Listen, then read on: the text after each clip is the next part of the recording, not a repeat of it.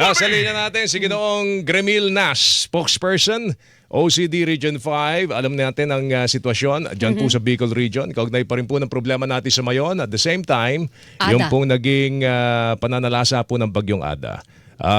Sir Gremil, magandang umaga. Si Joel Siweng po ito. Good morning po.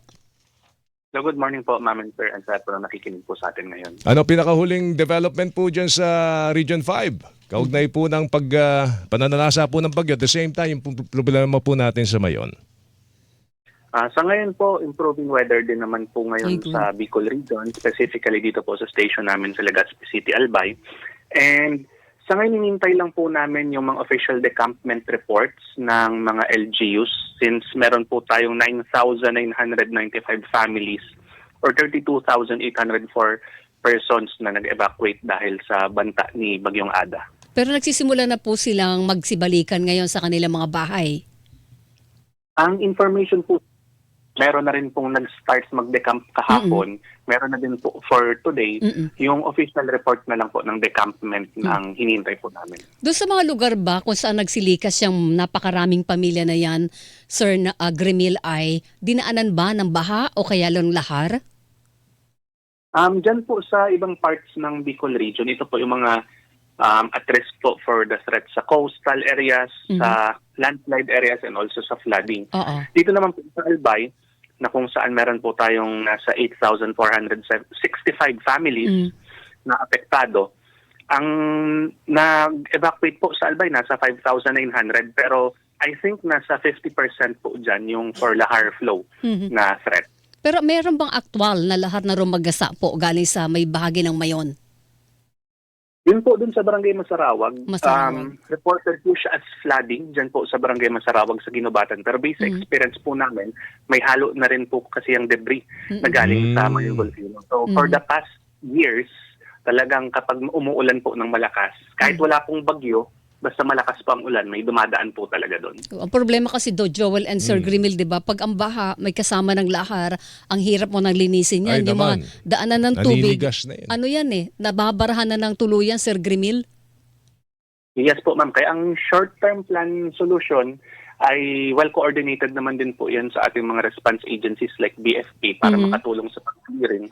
Pero for the long-term solutions, yun po yung pinag-uusapan like relocation o di kaya improvement po nung mga ginagawa nating lahar control systems po. Okay. May dalawa daw ng officially sa inyo pong tala sa OCD, dalawa yung nasawi. Yan po yung sa Matnog, tama po ba?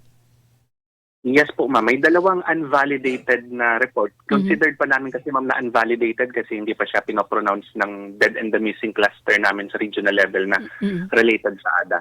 Pero baka sa mga susunod na araw, ma-validate na din po ito. Ito kasi yung nahulugan, ma'am, ng bato. Kasi yung bahay nila, rock slide, ma'am.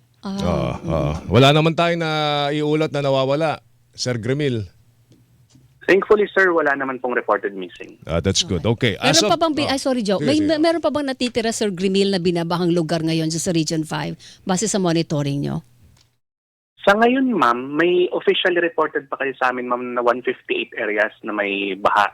Pero nung nag-coordinate naman po ako verbally via phone sa mga PDRMOs, yung iba po dito receding and subsided, kung magsasend na lang po kasi sila ng official situation report na subsided na po ito. Pero gaya po dito sa parts sa Legazpi City and other areas sa Bicol Region, nakita ko rin naman po sa social media na humuhupa na rin po or di kaya subsided na. Okay, so lahat naman yan, ibig sabihin niya, nadadaanan na yan lahat, Sir Gremil, na kahit maliliit ang mga sasakyan. Sa national roads po natin, ma'am, ay lahat naman po passable. May ilan lang na national roads na one lane passable o di kaya medyo mabagal yung daan. Pero sa ating mga local roads, meron pa pong not passable pa to all types of vehicles. Pasigurado lang po habang hinihintay na gumanda yung panahon. Okay, as of the moment, meron pa rin bang mga kababayan tayo nasa evacuation centers? Yes po, sir. Sa total po, nasa 9,995 families or 32,804 persons po ang evacuation po natin.